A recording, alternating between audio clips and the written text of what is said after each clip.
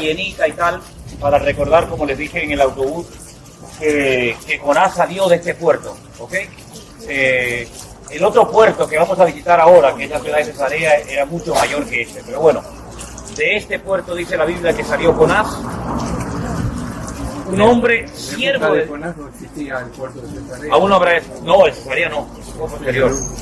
Pero este puerto de aguas no muy profundas fue de donde salió Jonás. Ahora, yo pensaba anoche, si su intención era ir de aquí a Tarsis, ese pasaje tuvo que costar un dineral, porque estamos hablando de mucha distancia, desde Jope hasta Tarsis, hasta la otra punta del Mediterráneo.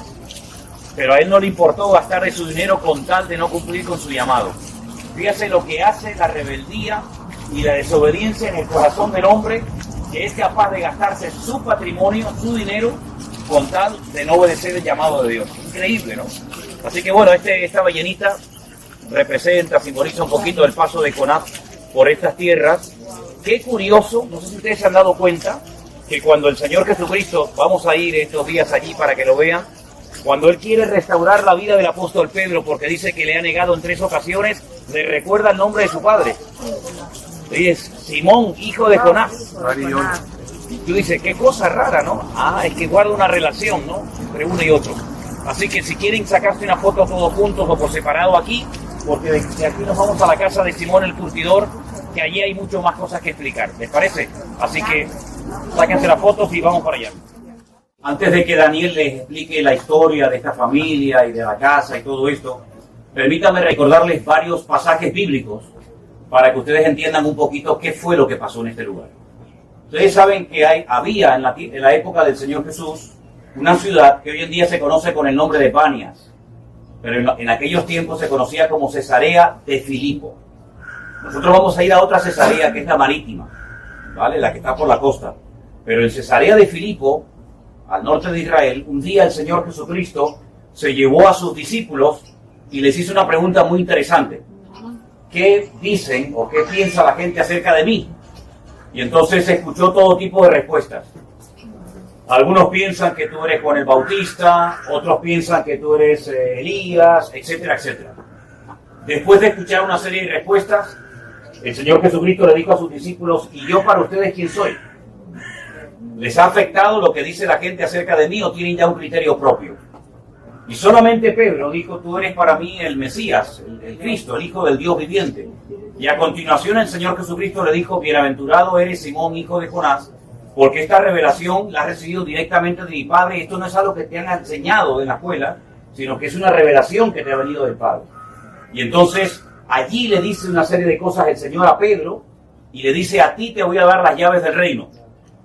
Y uno dice, bueno, ¿y qué significa eso de las llaves del reino? ¿Para qué sirven unas llaves? ¿O para cerrar? ¿Para abrir o para cerrar? No tiene otra finalidad en la vida unas llaves. Pedro se encontraba supuestamente en la azotea de esta casa con mucha hambre. Tenía mucha hambre. Y mientras le preparaban algo de comer, dice que subió a lo alto de la azotea y allí dice que le sobrevino un éxtasis, le sobrevino una visión.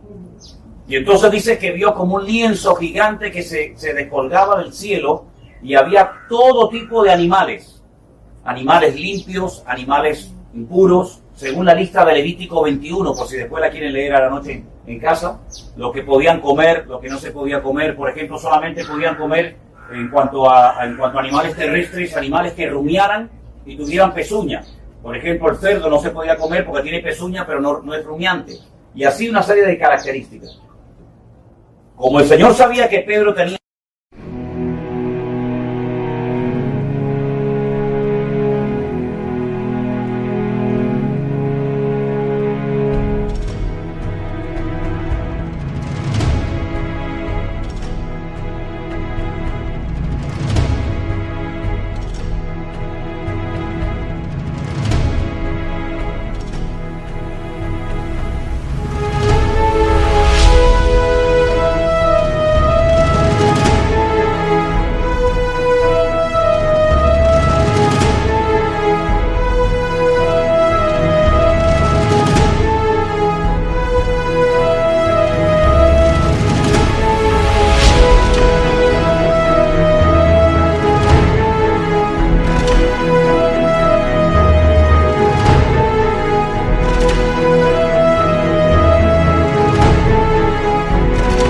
y le dice, bueno, pues levántate, mata y come.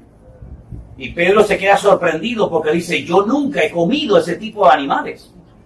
Y el Señor le dice, lo que yo he limpiado, tú no lo llames inmundo. Ya esa separación, esa diferencia entre limpio e inmundo, eso se acabó. Pero evidentemente, el Señor utilizando animales, lo que está tratando es de enseñarle que ya no hay esa separación entre judíos y gentiles, los inmundos gentiles y los puros que somos nosotros los judíos. Se lo dijo 3 veces. Parece que el número favorito de Pedro era el 3, porque cada vez que hace algo malo siempre son 3 veces, ¿no? Levántate, mata y come. Dice, no, Señor, yo nunca he hecho eso. Levántate, mata y come. No, Señor, yo nunca lo he hecho. A la tercera vez se recoge el lienzo y entonces ya se acaba la visión. Al rato el Señor le dice que no se preocupe, que van a venir unos hombres a preguntar por él. Vienen desde Cesarea de Filipo. Vienen caminando, pero probablemente. Fíjense el tiempo que vamos a tardar cuando nos marchemos de aquí, desde aquí hasta Cesarea de Filipo, y de ahora van a ver en la Biblia, a partir de ahora, los días que tardaban de ir a un sitio a ir a otro.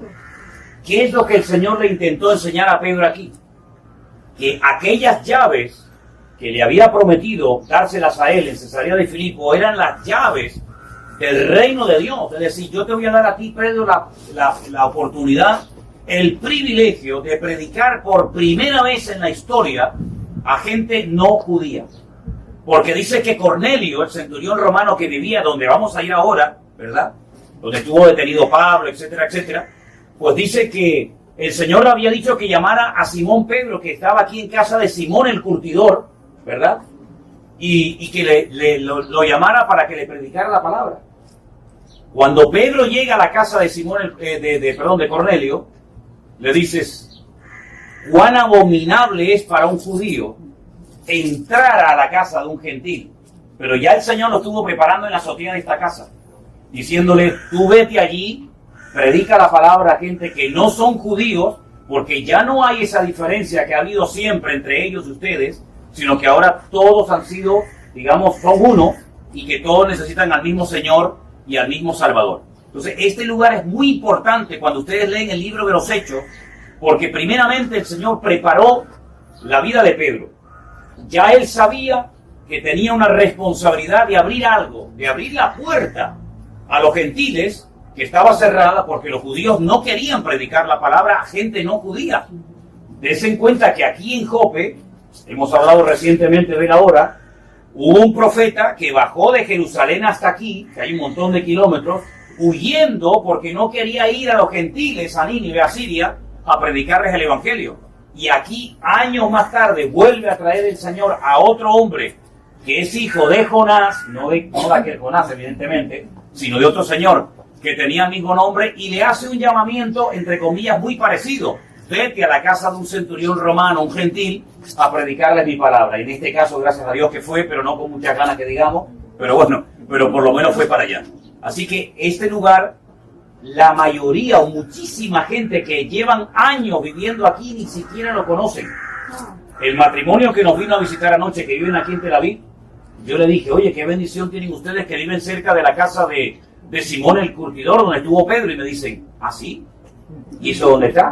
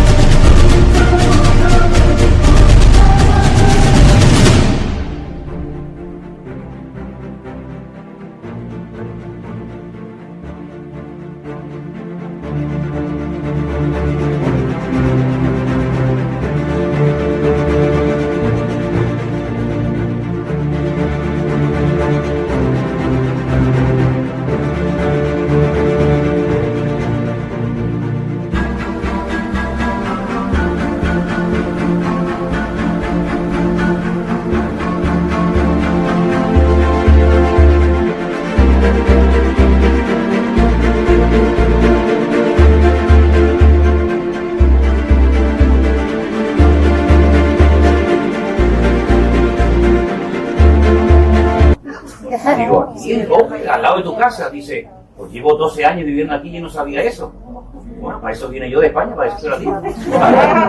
Entonces, tienen el privilegio de estar en un lugar que mucha gente ni sabe lo que significa esto, pero que es un lugar muy importante en la historia bíblica, porque aquí el Señor, repito, preparó mentalmente a Pedro para el encuentro que iba a tener en cuestión de días en la casa de Cornelio, el centurión. Así que, pero esto es lo bíblico, para eso hemos venido aquí, y ahora lo histórico se lo explica Daniel. Y después se sacan todas las fotografías que quieren, y ahora si quieren, saluden a la cantidad de hermanos que nos están viendo de todas partes del mundo en tiempo real, en directo.